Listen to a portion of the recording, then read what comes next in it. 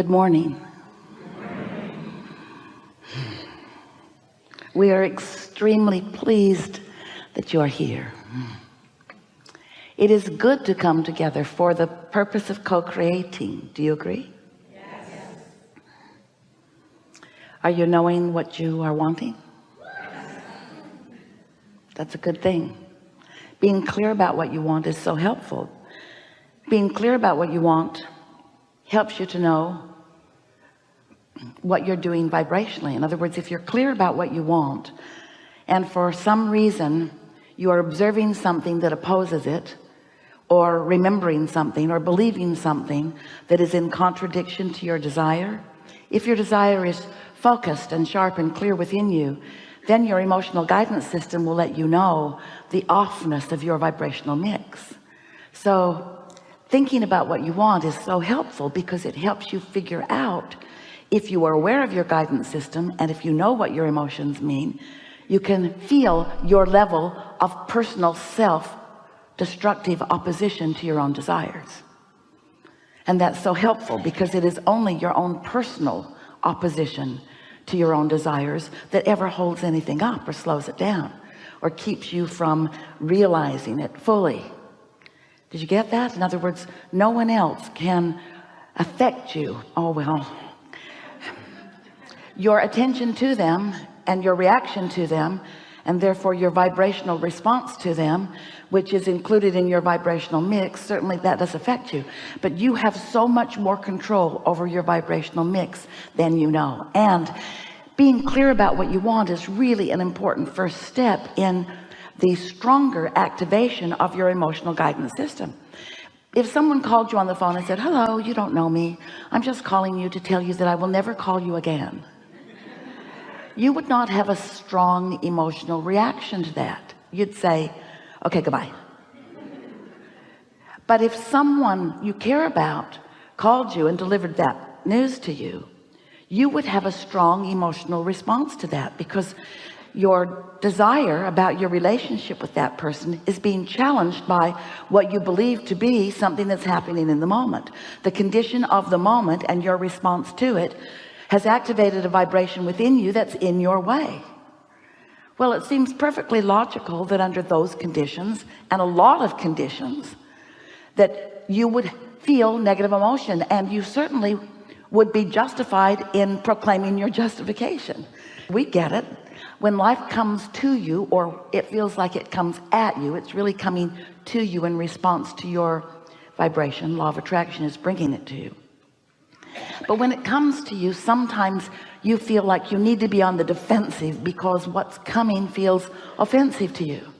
And so many humans get into a place of justification or rationalization, defensive stance, where you're trying to hold away from you the things that you do not want. But your attention to them, your observation of them, doesn't hold them away. It causes you to be an active vibrational partner. And when you are an active participant in some thought or response or reaction, knee-jerk reaction to something, now it's in your mix. And when it's in your mix, you are going to feel emotional response to what that mix is. And that is such a good thing. If someone says to you, you seem to be in a really terrible mood, what you want to say to them, my emotional guidance system is working really well, and I can feel that I'm really messing something up that matters to me a lot. They'll be shocked to hear you take responsibility for your mix. But unless you are, if you say, oh yeah, you know what that guy did, you know what that person did over there, that person did this thing and it made me feel this way. Well, we're not questioning that. We know that your response to life does cause emotions within you, but we want you to gain control, not of your emotions, of your focus, and therefore of your emotions. We want you to get so good at including what you want in your vibrational mix that there's hardly any airtime for what you don't want. We want you to just be unwilling to beat that drum of unwanted so quickly and responsively and reactively. We want you to be so clear about what you want and your own desires to be so active in your vibration that when other things come, they play a very minor role in your vibrational mix. And you can tell by the level of your emotion, by the degree of it, by the bigness or smallness of it. You can feel what your emotional involvement is. In other words, if you're mostly feeling really good and mostly very optimistic and mostly anticipating good things for yourself and for others, and you witness something that is other than that, you will feel it, but you will feel it in proportion. And that's really what we want to talk about here today. We want to talk about your emotional proportional mix. We want to talk about the mix between your desires and your beliefs. We want your desires to reign supreme and your beliefs to adjust to them. We don't want you to have been dragging a belief around of your inadequacy or of the injustice or unfairness of the world. We don't want you to have been dragging one of those beliefs around and using it as a hindrance to the things that you want, because those kinds of thoughts do hinder what you want. You just cannot give airtime to the things that you're pushing against. In your human experience, there's a war against drugs and a war against AIDS and a war against cancer and a war against teenage pregnancy and a war against terrorism, a war against, and every single one of them getting bigger. Because what you give your attention to, you attract to you. There is no such thing as the law of exclusion or the law of get that away from me. There is no such thing. There's only the law of attraction. So when you look at something you want to be in your life experience and you give it your attention and you say yes, you're saying yes to what you want, and you're calling to you this thing you want. But when you look at something that you do not want and you are shouting no at it, you're actually saying yes to this thing that you do not want. Because there's no such thing as yes and no in a vibrational universe. There's just attention to it or not attention to it. And your attention to it is always inviting it into your experience. Oh, so much to talk about. We know that you understand a lot of that. We know that your life experience is proving it to you. There's not a shred of evidence to the contrary of any of that anywhere in this universe. Not in your life experience, not in any life experience that you witness, nowhere. The law of attraction is this powerful law that is the manager of the vibrational mix. And you are a vibrational being. Do you know that? You are vibrational first and foremost. And those vibrations turn to thoughts, and those thoughts turn to things. And yes, you live in this world where there is such wonderful manifestation, and by that we mean manifestation that you can see and hear and smell and taste and touch. But when what you see and hear and smell and taste and touch becomes the only thing you think about, and you don't give thought to the things that are still in the vibrational mix, that are still in the state of becoming, when you're not tending to your early stage vibrations that will end up being manifested, if you wait until it's manifested before you address it, oh, there's so much momentum already underway. It is much more difficult, and it would be so much easier for you to become a dreamer who dreams a dream than a realist who opposes so much that's already here. Your opposition to what's here messes up your vibration. You're dreaming of what is coming, and we have a little disagreement there, because you think that what's in the vibrational mix that you cannot yet see or hear or smell or taste or touch, a little bit like the baby in the womb, although you do have your devices that let you see it, but it's not the same, is it? The baby in the womb is not the same as the baby in the arms. It's a different experience. You know that it is. Let's not nitpick over that. But you have this vibrational womb, so to speak, where there are so many things in the gestation process. They're in the state of becoming. And if you will dream about those and plan for those and think well of those and anticipate the unfolding of the things that you want, that life has helped you know that you want, if you would give your attention to those things that are in the process of becoming, and that's where we're nitpicking. You think it's becoming, we know it's become. And you say, well, Abraham, you think it's become because you're willing to look into this vibrational reality. You even named it. You wrote 2 books about it. You call it the vortex. You want us to believe this thing we cannot see or hear or smell or taste or touch. You want us to believe it, and you want to call it present tense. And as a human, you say to us, it's hard to call something that we cannot yet see or hear or smell or taste or touch, and no one else can either, reality. It's hard for us to accept the isness of that, but you've got to.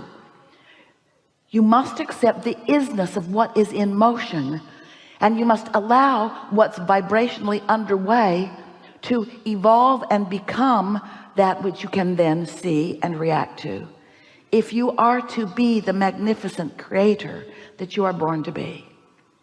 But if you are like so many humans who just want to see it and then catalog it, pigeonhole it, debate it, evaluate what you consider to be the appropriateness or inappropriateness of it, then you are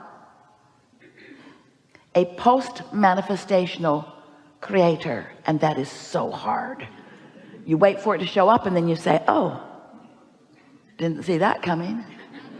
And we want you to say, oh, saw that coming. We want you to see it all coming. Better said, we want you to feel it coming. Better said, we want you to feel it into becoming. So we're going to talk to you about this weird stuff. We're going to talk about vibrations, and we're going to talk about your vibrational indicators, which are your emotions. We're going to talk about feelings and moods and attitudes, because it is only in understanding those things that you have any means to direct your thoughts in a purposeful way. And we know that you were born, we know this for sure about every one of you. You were born to be a deliberate creator, not a creator by default. You're born to offer your vibration deliberately so that you could have the joyful experience of witnessing the becoming of your conscious focus. You did not come to be a creator by default who just waits for things to show up and then has positive or negative reactions to them. So we are here to talk with you about anything you want to talk about.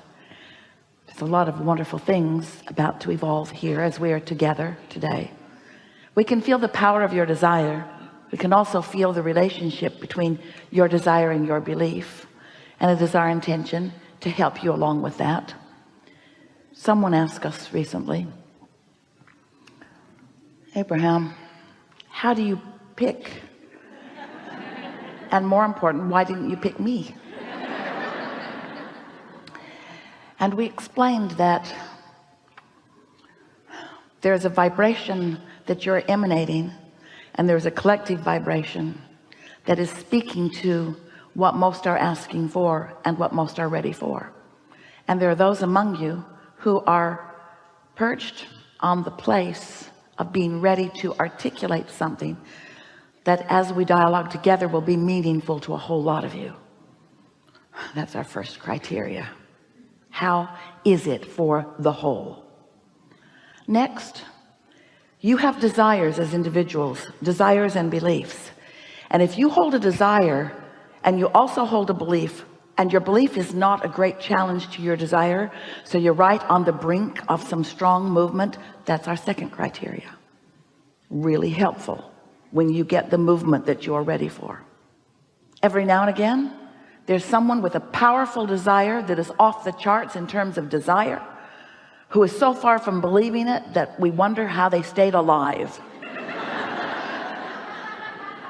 And sometimes the power of their desire is so significant that that is our third criteria. So there's no luck or chance. It's all very powerful. Law of attraction responding to you. What do you want to talk about? There's a lot of trouble in this room. It's going to be a really good day. All right, let's get going. Let's begin right here. It's you.